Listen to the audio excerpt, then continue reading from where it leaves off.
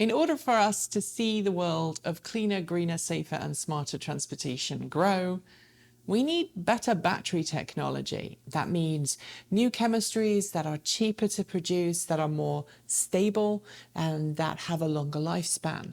That means producing higher, more powerful, more energy dense cells that can help us bring big rigs to the electric vehicle world, that can help power everything from earth movers to ships. But it also means developing battery technology that charges far more rapidly than anything we've seen before. And for that, there are a couple of companies at the forefront of electric vehicle rapid charging technology. One of them, of course, is Israeli firm StoreDot. StoreDot has been developing a new way of getting power into electric vehicle batteries. StoreDot is building a US global research facility down the road that's not complete yet. Right now, StoreDot is based in this building, which is part of a technology incubation facility. For those who don't know, that means lots of startups all working under the same roof, sharing a building and developing cool, new and exciting things. As you might expect then, we can't tour the facilities here and I can't show you anything in terms of labs or cool stuff going on. But what I can do is have a chat with Dr. David Lee. He is the Global Chief Science Officer and Head of Global Research at StoreDot. Congratulations on establishing your first US testing facility. Must be really exciting for StoreDot. Can you tell me why the company decided to establish a US global research facility here when you already have a very established production line and research and testing facility in Israel, where StoreDot was originally founded? StoreDot is the only one company in Israel and had a limited pool of people. So US, in terms of that, US and California is one of the great place to recruiting people, top talented people from to do more research for lithium-ion battery. You've come down to Southern California, to the greater Los Angeles area. Why not Silicon Valley? So Irvine was nominated one of the best cities inside the US to raise a kid, to recruiting young, gifted, or talented people from all over the US. I think the location is very important. I knew there are many good startups or many people located in Northern California. However, city of Irvine also trying to be a electrical industry hub. So, and then they invite several startups like Rivian, Innovate, and also there are a couple of EV truck company. Also, Karma is also located in Irvine. So, and then two things, because of the people who might have a family or young children. Irvine has a great public education system. Most of the Irvine, let's say school, like elementary school, middle school, high school, they scored 9 or 10 out of 10 from their US-based evaluation. So it's a quality of life for your researchers and your employees to come to Irvine, California, to set themselves up here, to allow you to attract the best talent in the industry. StoreDot is promising some really incredible feats of engineering in its technology. Now, you're using silicon-based anode technology, and you've developed something called extreme fast charging. Now, unfortunately, because of where we are today, because StoreDot has literally only just arrived here in the US, you've only been in this facility, I think, less than a month now, and so you don't yet have testing facilities established. That is something that StoreDot is working on right now. But that doesn't mean we don't have any kind of physical things to touch and feel in this chat. But can you tell us, kind of a 50,000-foot view, what makes StoreDot's XFC technology different to other types of battery cell chemistries and other types of fast charging technology that we're seeing come to market? So the difference of the StoreDot from others is came from our choice of the materials.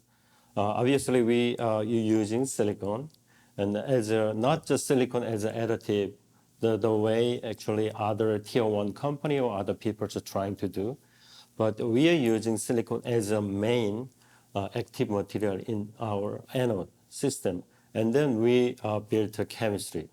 So the current lithium graphite-based lithium-ion battery has a unique mechanism to charge lithium-ion, because anode, the graphite material has a layer structure. The lithium-ion need to be intercalated in between the layer, which create a lot of, let's say, problem in terms of charging, because lithium-ion need to travel in between the layers.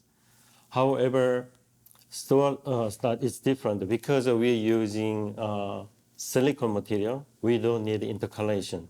Actually, we are helping lithium-ion moving faster.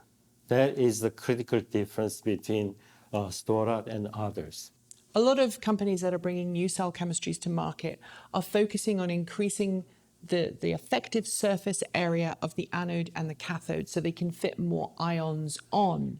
What I'm hearing that is different about StoreDot is you're effectively creating a 10-lane highway so that the ions can enter and exit the anode and the cathode far more quickly than they would in a traditional layered, very high area anode or cathode design. Is that correct? Yes, it's true. So some people or maybe other companies, they trying to just use silicon as an additive in existing chemistry. Then that's why it's not working. Initially, we tried to understand the charging mechanism in silicon material. So we realized that the size of silicon and also the structure of silicon is very important. And then we end up with the nanosilicon. So we implemented the nanotechnology. However, in real situation, so nanomaterial is kind of a fluffy, very hard to handle in real processes or real industry. So we think about how we can improve the processability. So we end up with some, say, micron size carbon material first, and then we deposit silicon material on top of the carbon. Of course, it's a nanosilicon. So now we create a unique silicon carbon composite material. So silicon provides most of the capacity from the silicon carbon composite material, and then the carbon material actually provides some processability. So now we secure our processability to use that material in real situation. When StoreDot first began, a lot of people doubted the theory behind the battery cell design that you have developed. And for many years, there were people who doubted that you could make what you had designed in the lab a commercial reality. You're still away from series cell production, and there's lots of hurdles that go from the laboratory to series production as a tier one or a tier two part supplier, or licensing that technology that you've developed to tier one and tier two part suppliers. You are now testing alongside major OEMs your cells in large format design in automotive grade applications. Tell me about some of the challenges going from those single cell demonstrations that we've seen in the past from StoreDot to the pouch cells that you're now using in those validation packs that are now with automakers around the world. Yeah, right now we actually provide our A sample. It's about the cell capacity is around the 30 ampere or 31 ampere. And then the size is roughly about 300 millimeter by 100 millimeter. So we call it the A sample. And then globally, more than 15 EV OEMs and the cell manufacturer, they are testing our cells. Now, some of the EV OEM or manufacturer who finished our cell evaluation, and then they are happy with that. So we are talking to them about this sample to make a pack. So making a pack requires a volume, production of the cell, as you mentioned. So for StoreDot, the real difficulty is how to get volume production and with a good quality control. Earlier on, you were telling me that rather than work towards an end goal of becoming a battery manufacturer and supplier, StoreDot wants to focus on the underlying technology at the heart of the cell, the mechanics of how the cell works.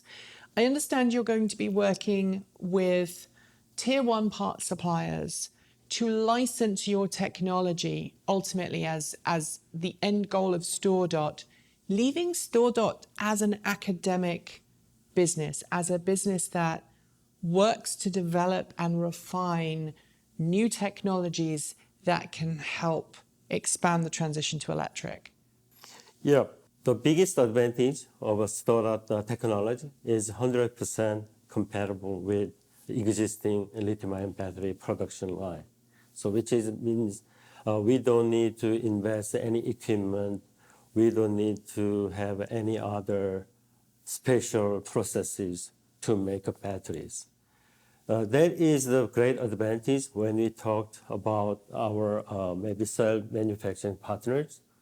And then our strategy is to have a joint venture with cell makers, tier one cell makers.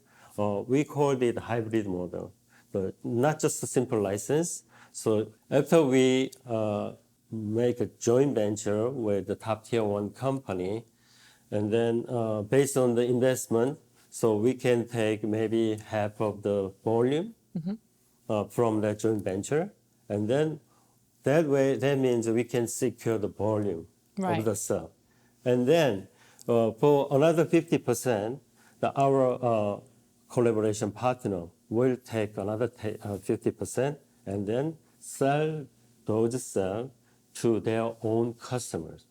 So then we can see some kind of win-win situation for both StoreDot and our cell-making partner. So it's a kind of a hybrid technology. You want to have some share of the cells, but you also want your partners to be able to use those cells commercially in their vehicles, sell them to partners, or expand the number of StoreDot-enabled battery cells that are in the wild.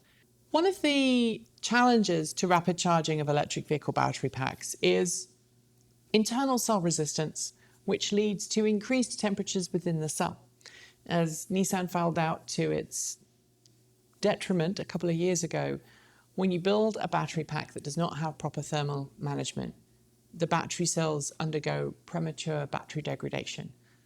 Temperature changes at the microscopic level can crack the actual electrodes within the cell, can affect their ability to store ions and also to allow ion migration through the electrolyte. There are also, of course, other temperature issues that can be caused by overheating of the battery pack as you try and dump high current in. Everyone who has talked about StoreDot to this point has said, how does StoreDot do that? How does StoreDot take a cell and dump an incredible amount of current in it without suffering the challenges of internal resistance within the cell, causing things to heat up to a breaking point? Yeah, StoreDot is working on basically the transportation of the lithium ion between the cathode and anode. So we worked on silicon heavily. However, we also at the same time we are working on the other material like a separator, also the cathode material, and electrolyte, the additive as well. So because we believe the battery must be designed holistically. So we are trying to optimize all of the material around the silicon to maximize the potential of the silicon. So For the fast charging cases, it requires a high C rate. Usually, high C rate causes a lot of heat. However, because of we optimize it, actually we were able to control the heat generation. So now, even XFC condition, we applied about roughly between 4C and 5C current. However, we were able to manage the heat generation below 35 degrees Celsius. So now we are free from worry about heat generation. So based on our cell chemistry, we believe that when we do pack design, also we can control heat more efficient way. Are you anticipating that automakers are going to be using liquid cooling in your battery packs, or are you expecting them to be passively cooled? At this moment, we are considering both, but we are also working with like a pack specialist, so they are going to have a better solution for that. High current charging has been proven by several academic papers in the past to help prevent dendritic buildup on the actual electrodes, because that high current can help effectively shock off any potential dendritic buildup that occurs.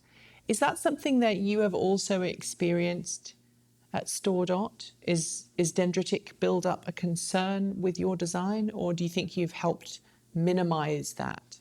Yeah, honestly, very at the beginning, when we design our cell chemistry with the silicon, depends on the formulation, depends on the cell design. Time to time, we had some dendrite buildup occurred. However, right now in current chemistry, as I mentioned, we designed holistically. We just optimized all kind of material composition and cell design around the silicon. So now we solve the problem of dendrite. So now we are free from dendrite formation in our XFC cell design. Looking forwards, right now you're working with pouch cells. Does your design work with other styles of pack design and cell design? Could you build prismatic? Could you build cylindrical cells with the same technology used? Yeah, of course. Our anode also very flexible, so we are developing our cell in different form factors, like a cylindrical cell and as well as a prismatic cell. Let's talk about the XFC, the headline of XFC, which is a 1,000 consecutive XFC cycles and no cell degradation below 80% in that window. Obviously, in the real world, we're not going to see extreme fast charging cycles one after the other. I'm assuming that in the laboratory, when you did that, obviously you're keeping a track of the temperatures and making sure that everything is good within the cell, that internal cell resistances are kept low. What is the use case for XFC in the real world? Are you anticipating that this is a silver bullet to make sure that in the future electric vehicle owners will not ever have to charge at home? Or do you see XFC being a blended use case scenario where people are still charging at home and maybe XFC is an occasional experience that they go through when doing a long distance road trip, when something else happens that means they need to stop and get some extra fuel? Current existing EV models in the market actually sacrifice cycle life for fast charging. So, however, StoreDot batteries are different. We can charge extreme fast charging condition, which is a 10-minute charging up to 80% consecutive way. So we achieve more than 1,200 cycles. Because we can charge our battery very fast fashion, so technically you don't need like a big or large capacitive cell or packs in your battery in your car. Because we technically our 105 technology offers a 5-minute charging for 100-mile driving. So while you're driving, you feel you are loading your battery, then you just stop by some charging station and just try to charge 5 minutes. So in Europe, in Israel, in many nations around the world, being able to achieve a 5-minute, 100-mile charge is a phenomenal achievement. And even here in North America, it's an incredible difference to what we're seeing now. The best electric car charging experiences we're seeing today, maybe getting 150 to 200 miles in maybe 20 minutes, depending on the batteries, depending on the car, depending on the exterior conditions. Obviously, here in North America, 250 to 300 mile electric car batteries are considered the bare minimum by many consumers, not by early adopters of EVs who are often a lot more happy to buy lower range cars because they understand the concept of rapid charging, they understand at-home charging. While StoreDot technology does make it possible to have smaller capacity battery packs, and there are some great benefits to that, such as reduced mining, such as better resource management globally, and allowing a larger electrification to take place for a given amount of raw material. How are you going to convince people that smaller battery packs are actually a good thing and that XFC is capable of doing that? Yeah, right now, the battery cost inside a car is reached almost 40%, or some cases 50%. So if you can reduce the battery pack size or battery capacity, so you can reduce EV car, the cost of EV is a lot, right? So that's the way. So if you reduce the battery size or pack size, actually you can charge in the same charging station, you can charge your battery more efficient way or in such a short time. So that way, XFC 5-minute 100-mile technology will be a solution for the charging problem. In order for that to take place, especially in large countries where there's long distances between cities of major cities, we're going to need to see an increase in rapid charging stations along major routes. We haven't really discussed any special requirements that StoreDot technology has. How does StoreDot technology play with current electric vehicle charging infrastructure? I know that your website, I was looking at the animation that you have on your website, that seems to suggest 400 kilowatts is about where StoreDot hangs out at its maximum level. How does that look from an infrastructure point of view? Are there special requirements to have 400 kilowatt charging stations? Are they any different to what we're currently seeing with like the second and third generation 350 kilowatt charging stations? Or will it play well with what already exists? Yeah, I think so. So currently, the level 3 charging, they are using 350 kilowatt to 400 kilowatt. But StoreDot cell is the only cell can accept full 350 kilowatt charging power from the charging station. Last year, actually, GM announced they are going to build a level 3 charger in 23 United States and more than 100,000 chargers. So currently, our cell, as I mentioned, the 30 ampere cell is exactly accept the 350 kilowatt, and then available XFC 105. So our XFC cell can fully utilize the benefit of the current existing level 3 charger. So we don't need to build another like a level 4 or high current special charger. Unfortunately, because you are currently in a technology incubator facility here in LA, we can't see your lab because your lab is shared with other companies, some of whom are in stealth, so we're not able to feature any of your facilities here.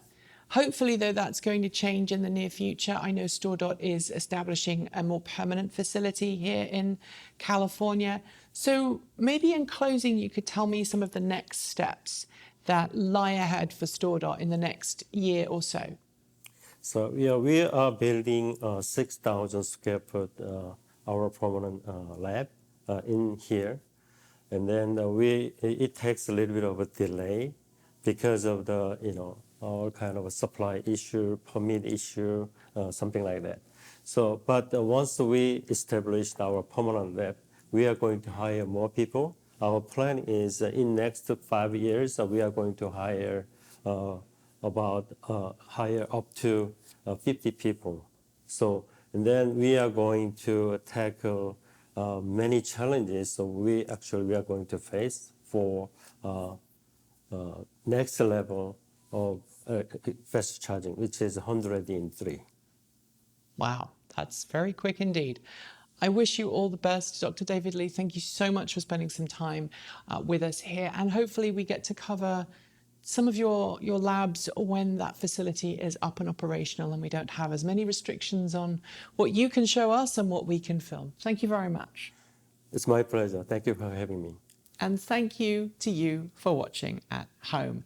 On that note, we are done with today's video. If you liked it, you know what to do, and feel free to let us know your thoughts in our Discord chat room by reaching out to us on Mastodon. And if you are a Patreon supporter, you can also leave a comment on our Patreon page. If you want more, subscribe, hit the bell, and follow the links to regularly support us with a YouTube membership or a Patreon subscription.